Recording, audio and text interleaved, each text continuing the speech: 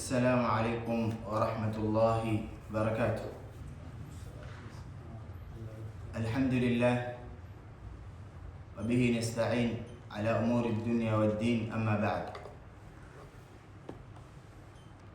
صلى الله عليه وسلم. Tunamshukuru Allah subhanahu wa ta'ala kwa neema zake zote alizotujalia, na vile vile tumuombe atuzidishie katika mambo mazuri ambayo yatamridhisha yeye Allah subhanahu wa ta'ala. Katika darasa zetu kawaida tumefikia katika suratul Ikhlas ambayo ni qul huwallahu ahad, lakini ningependelea kurudia kwa ufupi sura mbili tulizomaliza na kuzikumbushia umuhimu wake na fadhila zake na kuzitendea kazi, alafu tuingie katika sura yetu ya leo inshallah. Qul a'udhu birabbin nas, tulisema kwamba wanadamu wanapaswa kujilinda kwa Mola wa wanadamu wote. Tukasema neno nas pia limetumika kuwaita majini. Malikin nas, mfalme wa watu wote. Ilahin nas, Mola apasaye kuabudiwa kwa haki na watu wote kwa ujumla wanapaswa kumwabudu Allah subhanahu wa ta'ala. Min sharri alwaswasi alkhannas, watu wanapaswa kujilinda na shar za wasiwasi ambazo zinaletwa na shaitan. Alkhannas tukasema ni shaitan, alladhi yuwaswisu, ambaye kwamba anatia wasiwasi, ambaye ni mazungumzo ya nafsi, huwa hadithu nafsi, mtu akiwa anawaza katika nafsi yake vitu vingi vya tashwishi, vitu vya kumpelekea kufikiria vitu vibaya au kufanya maasi, hiyo ni hadithu nafsi. Na Mwenyezi Mungu ametusamehe, mtu atakapofikiria kitu kibaya au kuwaza kitu kibaya katika nafsi yake haandikiwi mpaka akitende au akizungumze. Alladhi yuwaswisu fi suduri nnas, ambaye kwamba anatia wasiwasi katika vifua vya wanadamu wote. Min aljinnati wan nas, kutokamana na majini na wanadamu. Na tukasema pia wanadamu wanaweza kuitwa kwa jina la shetani, kwa sababu shetani sio kiumbe isipokuwa ni sifa ya kitu kibaya. Kwa hiyo mwanadamu akiwa mbaya anaweza kuitwa kwa sifa ya shetani, ama jini pia akiwa mbaya anaweza kuitwa kwa jina la shetani. Kabisa tukapata kwamba ni sura ambayo mwanadamu anapaswa kuisoma kila siku asubuhi na jioni ili mkinge na shari kama hizo. Sura ya pili ikawa ni suratul Falaq, na tukasema qul a'udhu birabbil falaq, najilinda kwa Mola wa asubuhi. Falaq tukatafsiri ni asubuhi. Min sharri ma khalaq, kwa shari zote zile ambazo ameziumba Allah subhanahu wa ta'ala. Tukapata kuna akwali zinasema ni Jahannam, tukapata kuna akwali zinasema ni Iblis na kizazi chake, tukapata pia kuna kauli inasema ni shari zote alizoziumba Mwenyezi Mungu katika hii dunia na akhera. Tukapata pia waizi wanaingia, wanyama na vitu vibaya vya kisihir. Wa min sharri ghasiqin idha waqab, tukazungumzia kwamba shari ya ghasiq, ghasiq ni wakati wa jioni, giza la jioni linapokuwa linaingia, wakati wa maghrib. Idha waqab, utakapokuwa unaingia. Kwa hiyo mtu anajikinga pia na shari za usiku. Wa min sharri naffathati fil 'uqad, na shari za wale wenye kupuliza. Naffathati tunasema ni kupuliza, al-'uqad mafundo, na hii ni moja katika sampuli ya uchawi watu wanatumia ili kuumiza wenzao au kuwapatia madhara. Wa min sharri hasidin idha hasad, na shari ya mwenye kuhusudu atakapohusudu. Mtu ajilinde asijitoe neema zake watu wakazijua. Mtu awe ni mwenye kujistiri na kuweka mambo yake siri, kwa sababu sio kila mtu anafurahia neema ya Muislamu mwenzake au ya mwanadamu mwenzake. Kwa hiyo hizi sura mbili zote makusudio na malengo ni kwamba tuzitumie katika siku zetu asubuhi na jioni, ili zitulinde na shari zozote zile zitakazokuwa zinaingia asubuhi na jioni, iwe Allah subhanahu wa ta'ala atatulinda nazo. Na tumepata katika hadithi maarufu kwamba Mtume alikuwa akisikia udhia katika mwili wake anajisomea hizo al-ma'wadhatain, ambayo ni qul a'udhu birabbin nas wa qul a'udhu birabbil falaq. Na alipozidiwa na ugonjwa, Aisha asema kuntu aqra'u alayhi, nilikuwa mimi ndio ninayemsomea. Kwa hiyo sura hizo mbili fadhila zake ni kubwa sana, hatuwezi kuzizungumzia zote, bali ni watu wazifanyie kazi katika kujilinda, kuzitumia kama ulinzi wao wa kila siku, sabahan wa masaa. Ama tukiingia katika Suratul Ikhlas ambayo ndio darasa yetu ya leo, hatukuweza kuingia katika sura ya pili kwa sababu ya yale ambayo yako katika sura hii. Kwa hiyo tutaizungumzia hii peke yake leo insha Allah, na katika siku za mbeleni tutaendelea. Sumiyat al-Ikhlas, imeitwa Suratul Ikhlas liishtimaliha ala tauhidillahi subhanahu wa ta'ala, kwa kukusanya aya zinazomtakasa Allah na kumpwekesha yeye Allah subhanahu wa ta'ala, ndio maana ikaitwa al-Ikhlas. Wa ikhlasul ibada lahu, na kumfanyia yeye ibada peke yake, walujuu ilayhi, na kurudi kwake, duna siwa, tofauti na mwingine. Yani tuwe tunamtakasia yeye ibada, tuwe tunampwekesha yeye peke yake, tusimshirikishe na mtu mwingine au na kitu chengine chochote, kwa sababu yeye amesema innahu man yushrik billah, hakika yule ambaye kwamba atamshirikisha Allah subhanahu wa ta'ala, faqad harrama Allahu alayhi aljanna, Mwenyezi Mungu amemharamishia yeye janna. Wa tanzihuhu an kulli naqsin wa shirk, na pia tumtakase Allah subhanahu wa ta'ala kwa kila jambo lenye kutia upungufu au kwa jambo lolote litakalo kumshirikisha yeye na viumbe vyake au na waja wake. Imeelezewa katika Tafsirul Muyassar makusudio ya sura hii, maqasidu hadhihi sura. Makusudio yake huwa ithbatu tafarrudillahi ta'ala biluluhiyya wal kamal, ni kuthibitisha upweke wa Allah subhanahu wa ta'ala katika kuabudiwa na ukamilifu wake.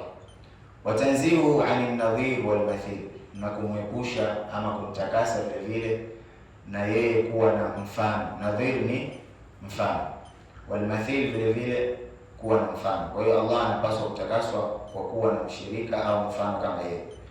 Wa annahu la yuqsad fi alhawaij ghayrahu, na hakusudiwi mwingine katika mahitaji yetu au haja zetu sisi kama wanadamu isipokuwa yeye.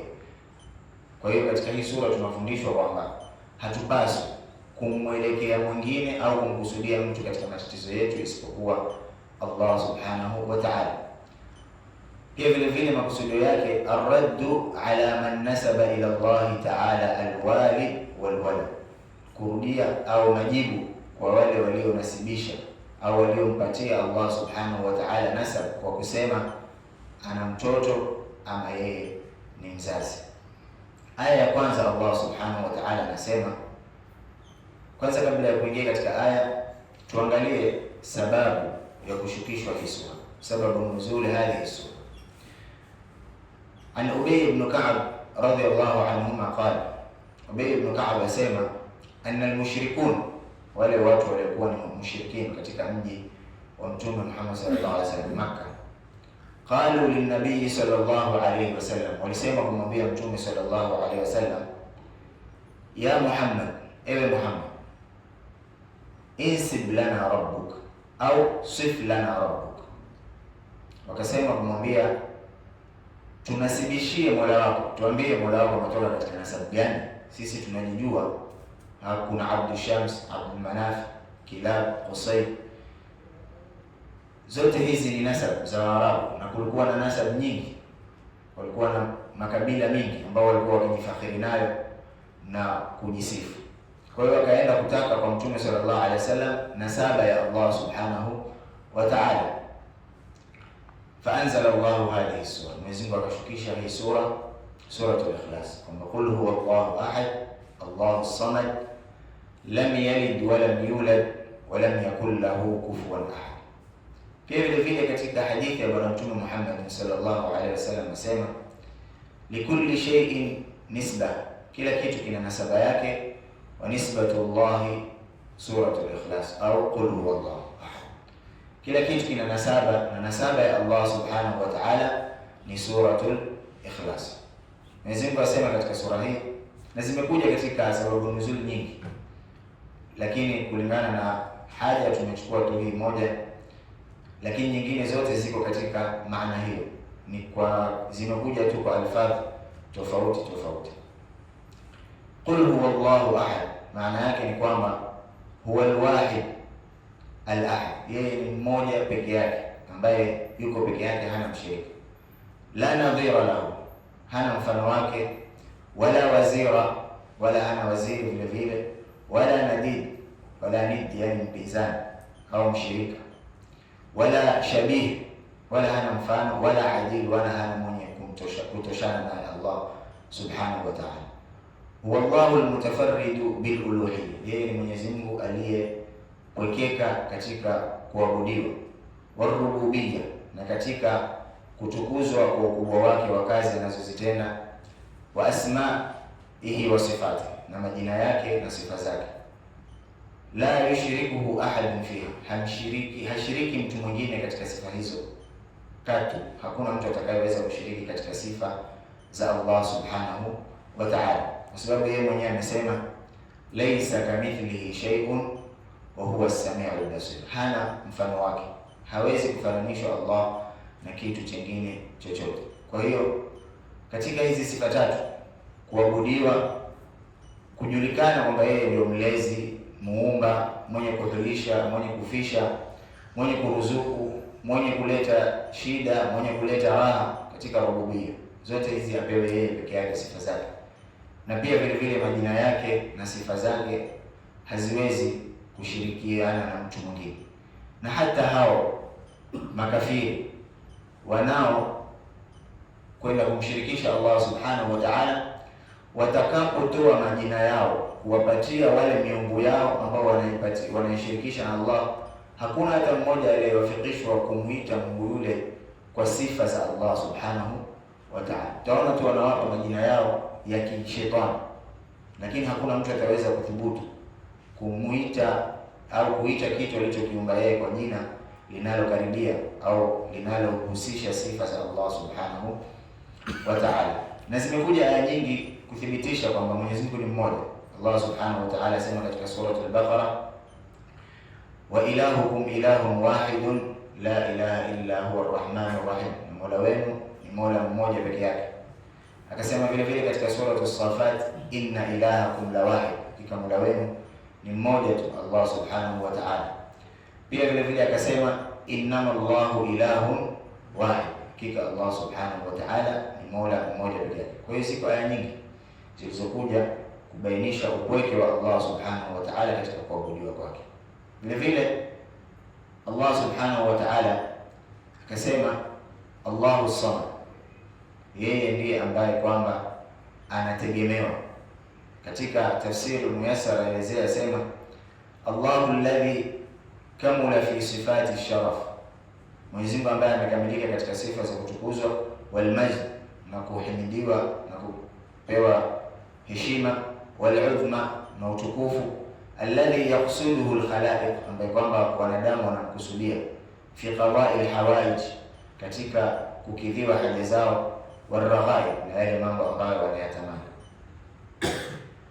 Pia iko kauli ya Ibn Abbas ambayo ni nzuri sana, nimependelea kuiweka, imeeleza katika kitabu cha Ibn Kathir vile vile, asema huwa sayyid, yeye ni baba ama bwana, alladhi kamula suddatihi, yule ambaye kwamba umekamilika ubwana wake, wa sharif, na ni mtukufu, alladhi kamula sharafihi, yule ambaye kwamba imekamilika sharafu yake, wal adhim, na ni adhim, mkubwa, alladhi kamula adhmatihi, ambaye kwamba umekamilika ukubwa wake, wal halim, mpole, alladhi kamula hilmi au hulmi, yule ambaye kwamba umekamilika upole wake, wal alim, na pia vile vile ni mjuzi, alladhi kamula ilmuhu au ilmihi, yule ambaye kwamba imekamilika ilmu yake, wal hakim, na ni mwenye hikma, ambaye anapanga mambo kama yanavyotakikana, alladhi kamula hikmatihi, ambaye kwamba imekamilika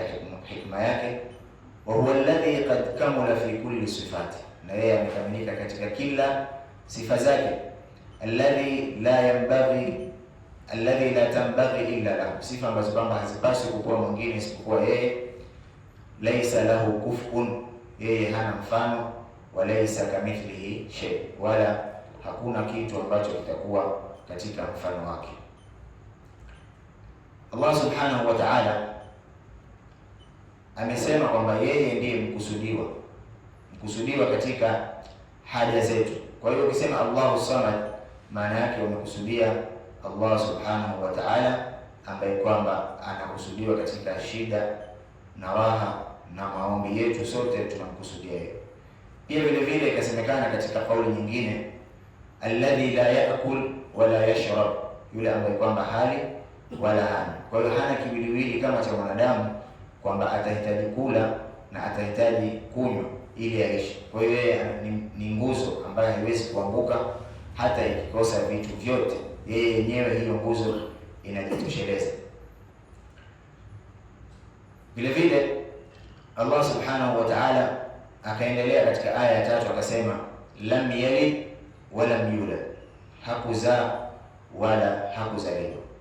Katika tafsiri al-Muyassar anaelezea akasema, laysa lahu walad, Allah subhanahu wa ta'ala hana mtoto, wala walid, wala hana mzazi, kwamba yeye pia Allah subhanahu wa ta'ala alizaliwa, wala sahib au sahiba, wala Allah subhanahu wa ta'ala hana mke. Katika lugha ya Kiarabu neno moja huweza likaja na maana nyingi, kwa sababu kama hili sahib katika lugha imekuja na maana mbili, kwamba ni rafiki au mke. Katika suratu Abasa nadhani aya hiyo inapatikana, au katika suratu Al-Ma'arij, wa sahibatihi wa akhihi. Kwa hiyo Allah subhanahu wa ta'ala hana mke. Na kwa nini Allah subhanahu wa ta'ala atakasike na sifa ya kuzaa au kuzaliwa au kuwa na familia? Kwa sababu yeye ni mwadilifu, na katika asili mtu akizaa au akizaliwa kuna kurithi. Kwa hiyo Mwenyezi Mungu atakuwa atahitajika pia watu wamrithi. Kwa hiyo tayari itakuwa ni dhulma kwa viumbe wengine. Pia katika asbabu ambazo Allah subhanahu wa ta'ala amejitakasa nazo katika hilo, kwamba hicho ni kitendo ambacho kinafanywa na wanadamu. Kwa hiyo yeye kujifananisha nao katika kitendo hicho haiwezi kuwa ni katika hikma au katika usawa. Kwa hiyo yeye kama Allah anapaswa asiwe na familia wala asiwe na watu wa karibu ambao atawatambua kama watu wake, bali wanadamu wote kwake ni sawa. Mtu atakuwa bora kwa Allah subhanahu wa ta'ala kwa takwa na kwa ukaribu wake na Allah. Ya ayuhan nas inna khalaqnakum min dhakarin wa untha. Tukisema an-nas tayari Mwenyezi Mungu haingii. Enyi watu, inna khalaqnakum, hakika sisi tumeumbeni nyinyi, min dhakarin wa untha, kutokamana na mwanamume na mwanamke, waja'alnakum, na tukawajalia, qabail, makabila, litaarafu, waja'alnakum shu'uban wa qabaila litaarafu. Shu'ub ni yani baina ya watu wa makundi tofauti tofauti ya watu, wa qabail, makabila, litaarafu, ili mupate kujuana. Akabainisha akasema, inna akramakum inda Allahi atqakum, hakika mbora wenu kwa Allah ni yule mwenye kumcha Allah subhanahu wa ta'ala. Na waliomnasibishia Allah subhanahu wa ta'ala kwamba ana mtoto ni Mayahudi na Manasara na Makuraish. Vile vile walikwenda kumnasibishia Allah kuwa ana watoto. Mayahudi walinasibisha wakasema, waqalat al-yahud Uzair ibn Allah, Uzair, walisema Uzair ndio mtoto wa Allah subhanahu wa ta'ala. Na huyo Uzair ni nani? Uzair ni rajulun salihun mu'min, hakuwa nabii wala mtume, bali alikuwa ni mtu mwema ambaye amemwamini Allah subhanahu wa ta'ala. Na habari yake kubwa imekuja katika Qur'an, katika kile kisa cha mtu aliyepita katika kijiji na akasema, ni nani atakayehuisha kijiji hichi baada ya kuwa kimeshakufa? Au kalladhi marra ala qaryatin wa hiya khawiyatun ala urushiha. Huyu mtu alipatikana kisa chake, hii habari kwa yeye ilimtokea yeye, wanavyuoni wote wameafikiana kwamba mtu huyu ni Uzair. Na hichi kisa nadhani tumekieleza katika video zilizopita na ni maarufu. Baadaye Allah akamfisha miaka 100, akamhuisha, akamuuliza angalie chakula chake na vile vile angalie punda wake. Chakula kikawa hakijaoza na maji, lakini punda wake akawa amekufa na ameoza. Akamrudisha mifupa na akaivisha nyama, thumma naksuha lahma, falamma tabayyana lahu, alipobainikiwa, qala a'lam anna Allah ala kulli shay'in qadir, nafahamu kwamba Allah subhanahu wa ta'ala ni muweza wa kila kitu. Na watu wengine ni manasara. Aya hii mbele inabainisha, waqalat an-nasara Masih ibn Allah, na wakasema manasara Masih ni mtoto wa Allah subhanahu wa ta'ala. Na ayat zilizokuja kuelezea manasara kusema ni kwamba ni mtoto wa Allah ni nyingi, na mwisho katika siku ya kiyama yeye mwenyewe atakataa. Wa idh qala Allah Isa ibn Maryam, a anta qulta lin-nasi ittakhidhuni wa ummi ilahaini min duni Allah, ndio mliambia watu wa kuabudu wewe na mamako. Qala subhanaka, atasema umetakasika ewe Allah, ma yakunu li an aqula ma laysa li bihaq, haikuwa mimi wala sikupaswa kuwaambia ambayo sikuwa ni haki mimi kuambia. In kuntu qultuhu faqad alimta, ikiwa nilisema kutamka hayo wewe unajua. Ta'lamu ma fi nafsi, unajua kile ambacho kiko ndani ya nafsi yangu. Wala a'lamu ma fi nafsi, na wala mimi sijui kile ambacho kiko katika nafsi yako. Innaka anta allamul ghuyub, hakika wewe ni mjuzi wa ilmu za ghaib. Ukiwaadhibu ni wewe na ukiwasamehe ni wewe. In tu'adhibhum fa innahum ibaduk wa in taghfir lahum fa innaka antal azizul hakim. Kwa hiyo manasara wao walisema Isa ni mtoto wa Allah subhanahu wa ta'ala, na Mwenyezi Mungu amebainisha hiyo katika sura Maryam, akasema waqalu ittakhadha Allahu walada, wakasema kwamba Mwenyezi Mungu amejichagulia mtoto. Laqad ji'tum shay'an idda, hakika mmeleta kitu kizito au kikubwa sana. Takadu samawati yatafattarna min wa tanshaqqu al-ard wa takhirru al-jibalu hadda, zinataka mbingu na ardhi kupasuka kwa yale mnayoyasema. An da'u lirrahmani walada, pindi mliposema kwamba Allah subhanahu wa ta'ala ana mtoto. Vile vile watu waliokwenda kusema Allah subhanahu wa ta'ala ana watoto ni Makuraish, na wao walisema Mwenyezi Mungu amezaa na jini, ndio maana wakazaliwa malaika ambao ni watoto wa kike, ndio wanamfanyia huduma na kumtumikia.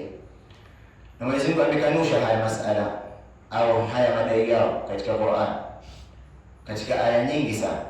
Mmoja wapo akisema waja'alu lahu min ibadihi juz'a, wakamjalia Mwenyezi Mungu katika waja wake kwa ana kifungu kwamba ni watoto wake au ni familia yake.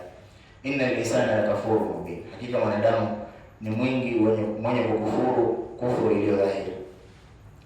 Amittakhadha mimma yakhluqu banatin wa asfaakum bil banin, je, Mwenyezi Mungu ajichagulie yeye watoto wa kike kisha awape nyinyi watoto wa kiume?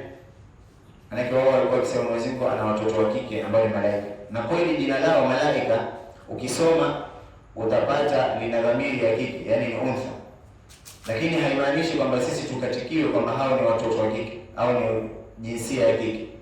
Wao ni jinsia tofauti, wameumbwa na nuru na hawako katika wanadamu, ndio maana wao hawamuasi Allah subhanahu wa ta'ala. Na Allah akasema tena katika aya nyingine,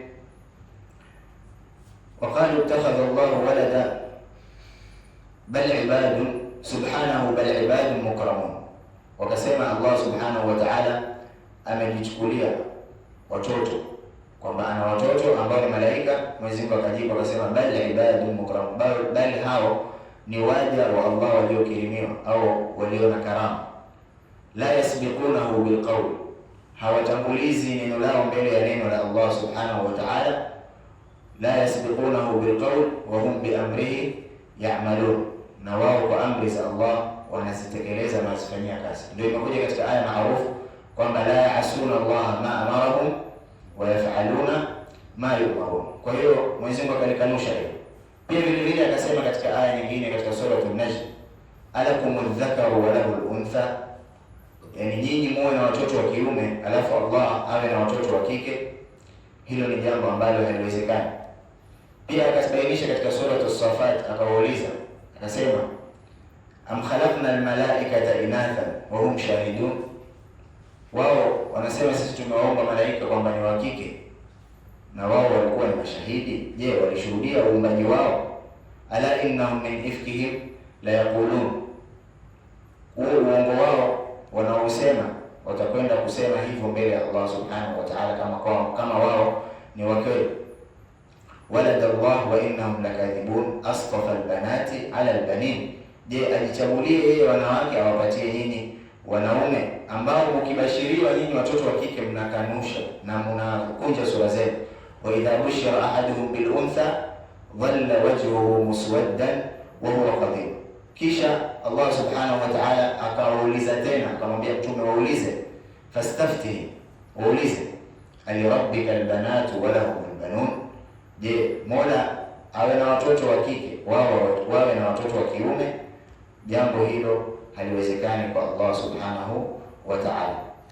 Kwa hiyo Mwenyezi Mungu akakanusha. Kwa hiyo watu ambao walinasibishiwa utoto wa Allah ni Isa na Manasara, Uzair na Mayahudi, malaika na Makuraish, na zote hizo tumekwenda kupata ayati zinazokanusha kwamba Mwenyezi Mungu hana watoto wala hafai kuwa na mke, kwa sababu sio katika sifa zake Allah subhanahu wa ta'ala. Na ndio maana imekuja katika hadithi al-Qudsi iliyopokewa na Abu Huraira, asema kadhabani ibn Adam, kadhabani ibn Adam, ameni singizia au amenizulia uongo mwanadamu, walam yakul lahu dhalik, na hakupaswa yeye kufanya hilo,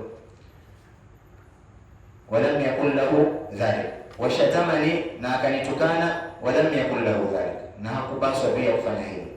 Fa amma takdhibu iyaya, ama kule kunikadhibisha, fa qawluhu, ni ile kauli ya mwanadamu kusema la yu'idani kama badani, hata nirudisha mimi Mungu kama alivyoniumba. Na hii tunapata katika suratu Yasin, ambaye mmoja katika Makuraishi wakubwa walisema kumuuliza Mtume sallallahu alaihi wasallam, huu mfupa baada ya kuwa ushakuwa mchanga, Mwenyezi Mungu subhanahu wa ta'ala ana uwezo wa kurudisha? Wa daraba lana mathalan wa nasiya khalqa qala man yuhyi al-'idhama wa hiya ramim, kwamba kama Mwenyezi Mungu hawezi kurudisha, na maana ataweza kutuumba sisi. Mwenyezi Mungu akajibu akasema, qul yuhyiha alladhi ansha'aha awwala marra, atawahuisha yule ambaye kwamba aliuanzisha mwanzo, wa huwa bikulli khalqin alim. Kwa hiyo Mwenyezi Mungu asema, ama kwa kunikadhibisha ni kule kusema Mwenyezi Mungu hata nirudisha kama alivyoniumba. Na Mwenyezi Mungu aelezea katika hadithi al-Qudsi, akiendelea asema, walaysa awwalu khalq biahwan alayya min i'adatihi, na haikuwa uumbaji wake wa kwanza ni rahisi kwangu kuliko hata kumrudisha yeye, yaani kule kumrudisha ni rahisi kuliko kumwanzisha. Kwa hiyo kama niliweza kumwanzisha baada ya kuwa hakuwa kitu, basi nitaweza kumrudisha baada ya kuwa alikuwa ni kitu. Na ayati kama hizi ziko nyingi, kulingana na wakati tutaziepuka inshallah, lakini kwamba uwezo wa Allah kurudisha kitu ambacho kimefariki au kitu ambacho kishamalizika ni uwezo mdogo sana. Ndio maana Allah subhanahu wa ta'ala akatubainishia kwamba uumbaji wa ardhi na mbingu ni mkubwa kuliko hata uumbaji wa huyo mwanadamu. Kwa hiyo kwake ni kitu anaweza kukirudisha kwa haraka. Sema la khalqu samawati wal ard akbar min khalqi an-nas walakin akthara an-nasi la ya'lamun, lakini wengi wa watu hawafahamu hiyo. Wa amma shatmuhu iyaya, ama aliponitukana mimi, fa qawluhu, ni pale aliposema ittakhadha Allahu walada, ni pale aliposema Mwenyezi Mungu amejichagulia mtoto na ana mtoto. Wa ana al-ahad as-samad, na mimi ni mmoja mtegemewa, alladhi, ambaye kwamba lam yalid, hajazaliwa, walam yulad, hazai, walam yulad, wala hakuzaliwa, walam yakul lahu kufuwan ahad, wala hakuwa na mfano wake kwa kitu chochote. Tuingie katika aya ya mwisho. Allah subhanahu wa ta'ala sema walam yakul lahu kufuwan ahad, wala Allah subhanahu wa ta'ala baada ya kuwa hakuzaa wala hakuzaliwa na wala hana mfano wake kwa kitu chochote. Hana mtu anayeweza kuwa mfano wa Allah subhanahu wa ta'ala. Katika tafsiri al-Muyassar asema walam yakul lahu mumathil, hakuwa na mwenye kufananishwa naye, wala mushabihan, wala mwenye kushabihiana naye, pia vile vile ni kufanana naye, ahadun min khalqi, mtu yote katika viumbe vyake, wala fi asma'i, wala katika majina yake, wala fi sifatihi, wala katika sifa zake, wala fi af'alihi, wala katika vitendo vyake. Allah subhanahu wa ta'ala tabaraka ismuhu wa ta'ala jadduhu. Na Allah subhanahu wa ta'ala ametueleza katika aya nyingi katika Qur'an ili tuone kwamba wale wanaoshirikishwa na Allah subhanahu wa ta'ala hawafai chochote na hawawezi wala hawana uwezo wa kushirikishwa na Allah subhanahu wa ta'ala. Kwanza kabisa akatoa challenge, akasema baada ya kutaja uumbaji wa mbingu na ardhi na kushukisha mvua na kutoa mimea katika mti, yani mti unapokuanzia unapochepuka unakuwa mkubwa, zote hizi baada ya kutaja akauliza swali akasema hadha khalqullah, huu ni uumbaji wa Allah, faaruni madha khalaqa alladhina min duni, wengine wameumba nini vinavyofanana tu na Allah subhanahu wa ta'ala. Baada ya kueleza uumbaji wake akasema huu ni uumbaji wa Allah, niambieni wale ambao mnawashirikisha nao na Allah wameumba nini mfano wa hivi, faaruni madha khalaqa alladhina min duni bal adh-dhalimuna fi dhalalin mubin. Pia vile vile akasema afaman yakhluqu kaman la yakhluq afala tadhakkarun, anayeumba ni sawa na ambaye haumbi, je hamzingatii, hamkumbuki, hamuoni hapo, hamfikiri kitu kwamba Allah anaumba lakini hao wengine hakuna anayeweza kuumba. Ndio maana ukaona elimu zote Allah ametufungulia baadhi ya vitu tujue, lakini elimu ya roho akaiweka siri yake, kwa sababu yeye ndio mwenye kuamua roho itaingia au roho itatoka. Wakati alioweka wewe ndio huo. Kwa hiyo walipomuuliza wasaluna an ruh qul ruhu min amri rabbi wama utitu min al-ilm illa qalil.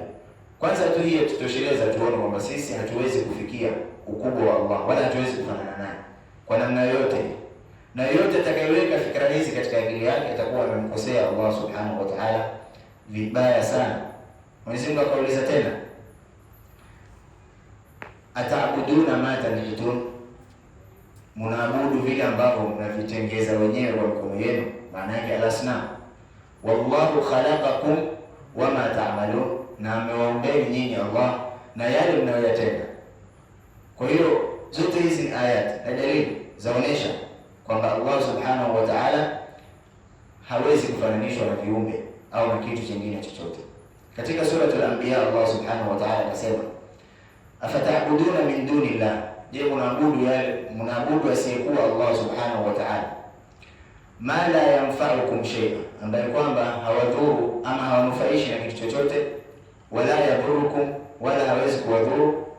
Uffin lakum, uff ni kalima ya kutoa kama laana, uffin lakum walima ta'buduna min dunillah afala ta'qilun,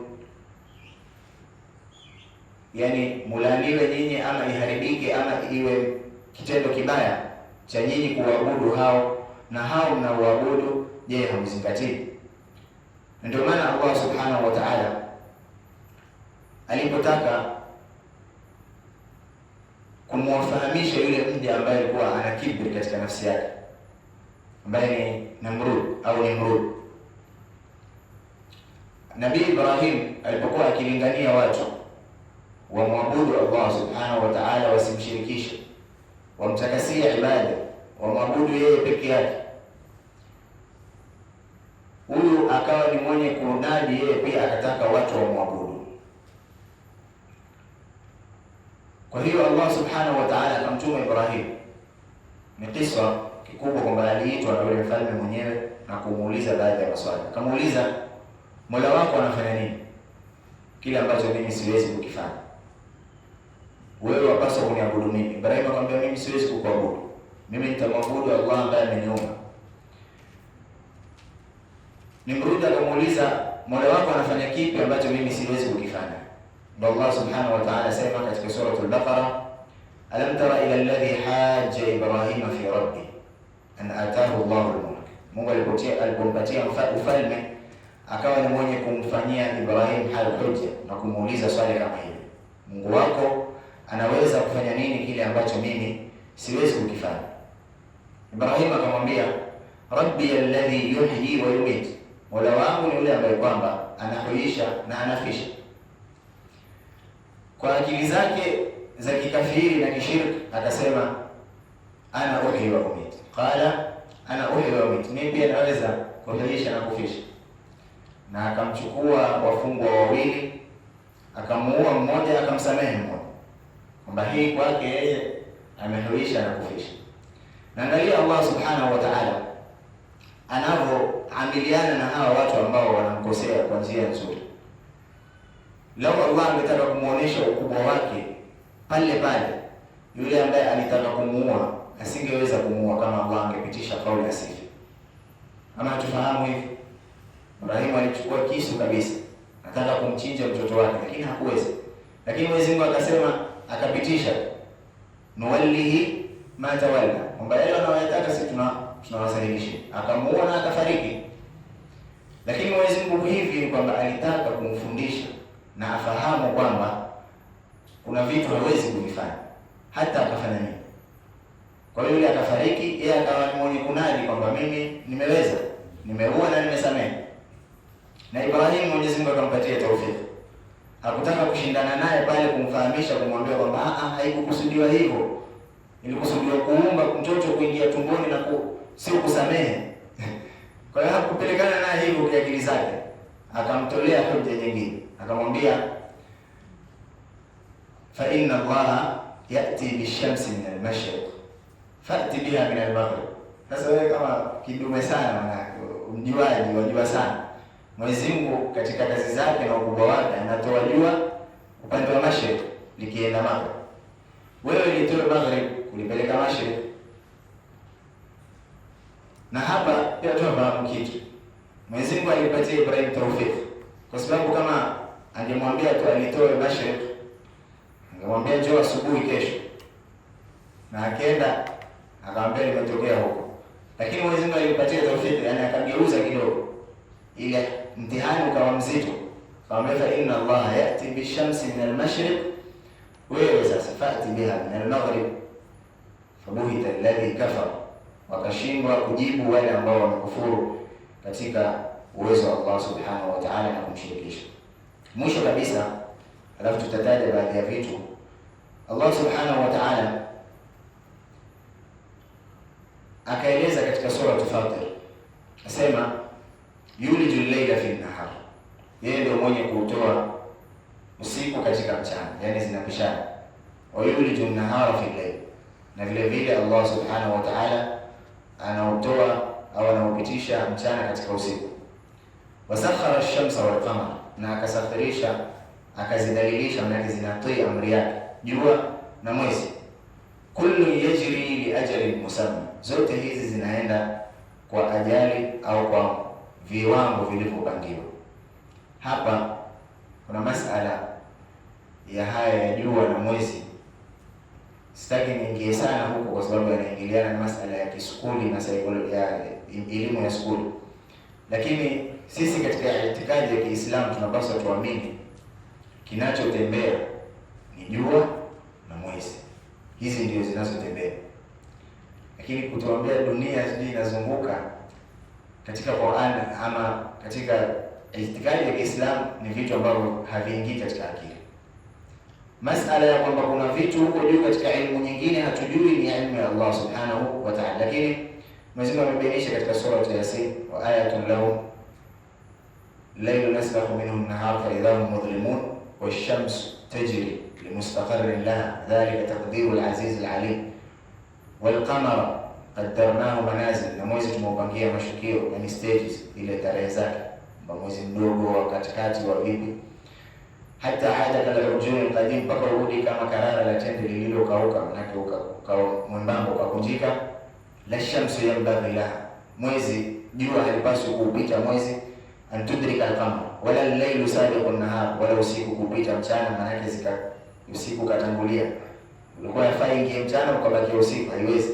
Wala al-laylu sabiqu an-nahar wa kullun fi falakin yasbahuna, zote zinaogelea katika sayari zao. Na ni ayati nyingi zinathibitisha haya masala, pia katika suratul Anbiya zinakuja, lakini hatuko katika mazungumzo hayo, bali tunataka tuangalie hii aya huko mbele. Haikuwa katika malengo yetu. Yuliju al-layla fi an-nahar wa yuliju an-nahara fi al-layl wa sakhkhara ash-shamsa wal-qamara kullu yajri li ajalin musamma. Akasema dhalikumullah, huyo anayefanya kazi hizo, rabbukum, ni Mola wenu mlezi, lahul mulk, yeye ndo ana ufalme. Kisha akasema na wale ambao kwamba mnamshirikisha naye, walladhina tad'una min duni ma yamlikuna min qitmir, hawamiliki hata katika ile qitmir. Tutazungumzia hii qitmir na mifano yake, lakini Allah subhanahu wa ta'ala endelea asema, in tad'uhum, mkiwaomba, la yasma'u du'aakum, hawasikii dua zenu, wa in sami'u mastajabu lakum, na wakisikia hawawezi pia kuwajibu, wa yawma al-qiyama yakfuruna bishirkikum wa la yunabbi'uka mithlu khabir, watakwenda kuhukumiwa na hiyo kufuru yao na shirki yao, na Allah subhanahu wa ta'ala amwambia mtume, hakuna atakayekupatia habari hizo zaidi ya khabir ambaye ni mjuzi. Kwa hiyo Allah subhanahu wa ta'ala akasema, wale ambao mnawaomba hawamiliki hata katika qitmir. Qitmir ni tende, unaona ile tende, utoe ile tende, koko yake inaganda, sijui tofahamiana. Koko ya tende huwa ina nini? Inaganda.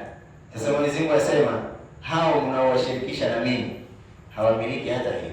Walladhina tad'una min dunihi ma yamlikuna min qitmir, hawamiliki hata ile ganda linalofinika koko ya tende kwa kitu chochote katika ufalme wa Allah subhanahu wa ta'ala. Yeye akitaka atampa mtu, akitaka atamkataza, akitaka atahuisha, akitaka atafisha, akitaka atakupa afya, akitaka hakupatii, na hakuna anayeweza kumwingililia katika mifano yake. Ndio akasema, walladhina tad'una min dunihi ma yamlikuna min qitmir. Tumesema qitmir ni ganda la juu la tende. Kuna mifano miwili Allah subhanahu wa ta'ala amepiga pia katika Qur'an kuhusiana na hii koko moja ya tende. Akasema katika sura al-Isra, faman utiya kitabahu biyamini, wale ambao kwamba watapewa kitabu chao kwa mkono wa kulia, fa ulaika yaqra'una kitabahum, hao watakisoma kitabu chao, wala yudhlamuna fatila, wala hao pia hawatudhulumiwa kiasi cha fatili. Fatil ni kamba. Katika ile koko kuna kama mtaro, sio? Katika ule mtaro kuna kwa nini? Kama kamba ama kiuzi kembamba. Hicho Allah subhanahu wa ta'ala amepigia mfano. Sasa swali sisi tutaka tujiulize, ama tumalizie mfano wa mwisho alafu tuulize hilo swali. Akasema tena katika sura An-Nahl, waman ya'mal min as-salihat, na yote yule atakayetenda katika mambo mazuri, min dhakarin au untha, akiwa ni mwanamume au mwanamke, wa huwa mu'min, na ile hali yeye ni mu'min, amemwamini Allah, fa ulaik, hao yadkhuluna aljanna, wataingizwa katika pepo ya Allah subhanahu wa ta'ala, wala yudhlamuna naqira, wala hawatadhulumiwa naqir. Naqir, subhana, naqir ile tende. Tumesema kwanza kuna ganda, kisha kuna kile kiuzi, kisha juu ya tende kuna kitone. Kama mtu atapata tende akitoka atakwenda kuangalia, kuna kitone juu ya tende, yaani ule mtaro kwa juu yake. Sasa na ile tende lazima itakuwa na pande mbili. Upande wa mtaro ndio utasema kama upande wa kifua. Sasa upande wa mgongo kuna kitone kidogo pale juu katikati, ambayo ndio inaitwa naqir. Kwa hiyo mifano hii yote Allah subhanahu wa ta'ala anayapiga. Swali ni kwamba, kwa nini Allah tupigie hii mifano katika Qur'an? Tunajifunza nini au tunafaidika nini? Au sisi katika hii mifano hii Mwenyezi Mungu anataka sisi tufahamu nini? Yeye yuko katika mbingu. Mitende inaota wapi? Katika ardhi. Na sisi ndio tunautumia. Na si ajabu katika sisi kwa tunatumia, tukitupa hizo koko hatujui kama kuna hivyo vitu vitatu. Ama si kweli? Mara nyingi itakuwa hivi. Yeye aliyeko huko juu amejua katika koko ya tende kuna gamba, baada ya tende, kabla ya kuingia katika tende. Na ina kazi yake usifikiri imewekwa. Sisi tutakuwa hatujui, hatujasoma, lakini tukifuatilia utaona hiyo koko, hiyo ganda halikuwa bure. Lina kazi. Pengine kama kuzuia vidudu au mengine, au kuzuia sumu pengine inayotoka katika koko. Umeelewa vitu kama hivi kuingia katika tende. Pia vile vile ile koko kuwekewa kile kitone, yeye atajuaje na yeye yuko huko, na ule uzi ambao unapatikana katikati ya ile njia katika koko ya tende. Sote hizo tunataka tufahamu kwamba yeye ndiye aliyetengeza ile mambo. kwa hiyo yafahamu kwa undani wake. Ndio maana wanavyuoni wanasema katika ilmu ya Allah subhanahu wa ta'ala ni ilmu ambazo mwanadamu hawezi kuzifikia, na akasema mwenyewe katika suratul An'am, wa indahu mafatihul ghaib, yeye ndio ana funguo za ghaib, la ya'lamuha illa hu, hakuna atakayeweza au atakayepaswa kuzijua isipokuwa yeye Allah subhanahu wa ta'ala. Kisha akasema wa ya'lamu ma fil barri wal bahr, na anajua kile ambacho kiko katika nchi kavu na bahari, mpaka kile kidudu kidogo ambacho kitakuwa chini ya bahari Mwenyezi Mungu anakijua. Wama tasqutu min waraqatin illa ya'lamu, na haianguki katika waraka, yani jani la mti kutoka juu mpaka chini, Mwenyezi Mungu anajua limeanguka jani mahali fulani, sehemu fulani. Na hii misitu yote tunayoiona jamani, kisikia huo msitu wa Amazon ukiambiwa sifa zake na vile ni mkubwa na unavutisha na miti iliyokuwa hapo ndani, sasa tufahamu kwamba haianguki jani katika hii dunia isipokuwa Allah subhanahu wa ta'ala anajua. Sasa sisi tunataka kufananisha kitu na uwezo huu Allah nani? Hata hizi computer sijui marobot sijui nini, fanya utakachokifikiria, hakuna atakayeweza kudhibiti mambo kama alivyodhibiti Allah. Wama tasqutu min waraqatin illa ya'lamu wala habatin fi dhulumati al-ard, wala chembe yote ambayo iko katika giza la ardhi illa ya'lamu, wala ratbin, wala hakuna mti ambao utakuwa utauchepuka, mti wa kijani ambao una rutuba, wala yabis, wala ambao umekauka, illa fi kitabin mubin. Kisha endelea sema wa huwa alladhi yatawaffakum, yeye ndiye anayekwamba anayewafisha, wa ya'lamu ma jarahtum bin nahar, na anajua kile mtakachokichuma usiku mchana, anawafisha usiku. Huwa alladhi yatawaffakum fil layl wa ya'lamu ma jarahtum bin nahar thumma yab'athukum fihi liyuqda. Zote hizi ni katika uwezo wa Allah subhanahu wa ta'ala.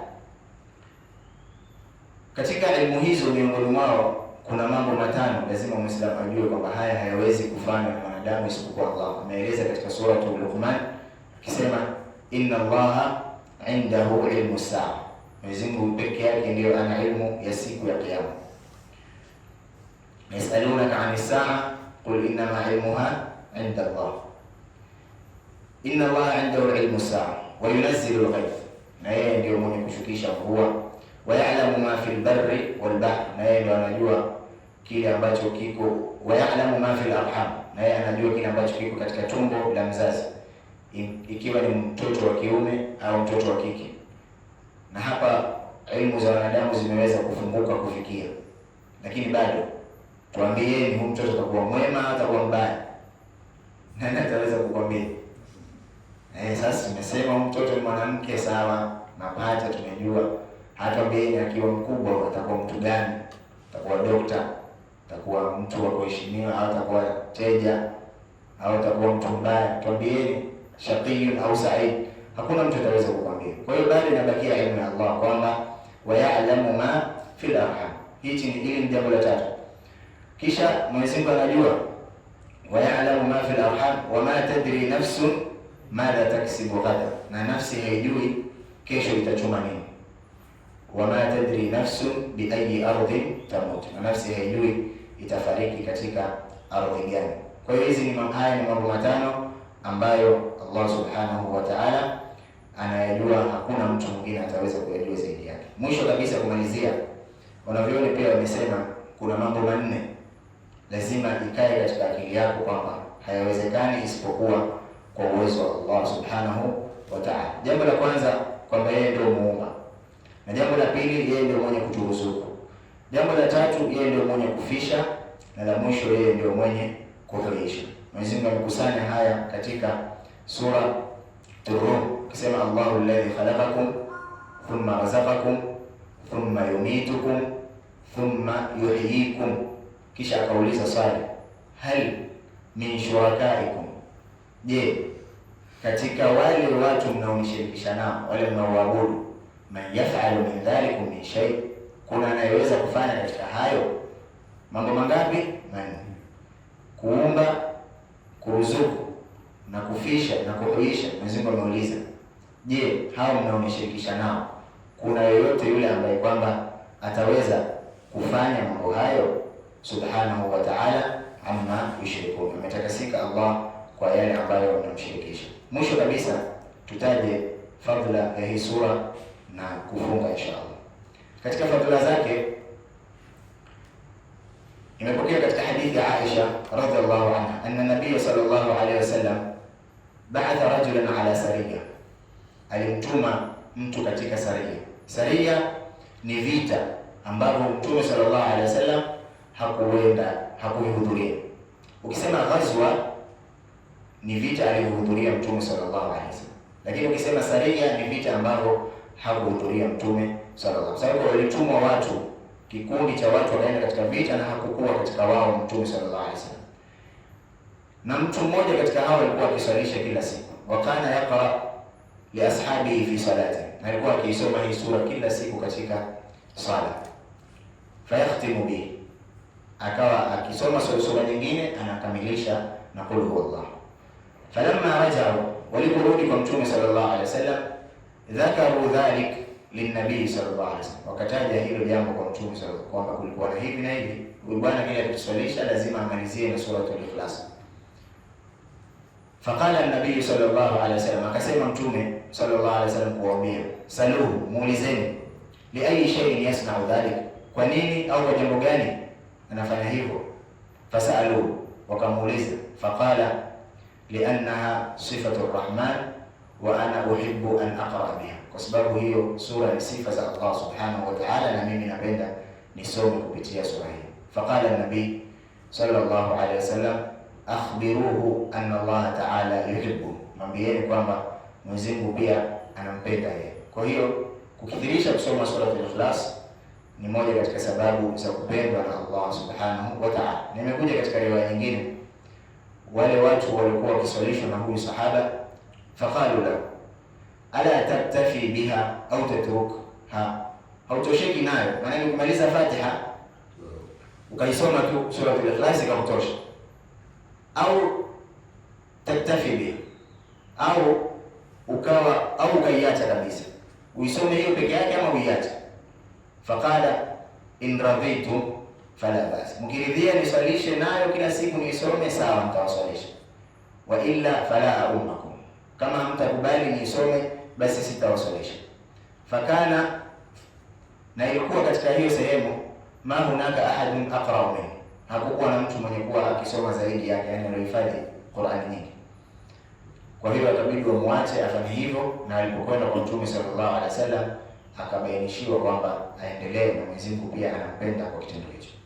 Imekuja katika hadithi ya Anas ibn Malik anna rajulan qala, kwamba mtu alikwenda kumwambia Mtume sallallahu alaihi wasallam, ya Rasulullah, inni uhibbu hadhihi sura, hakika mimi naipenda hii sura, maana yake qul huwallahu ahad.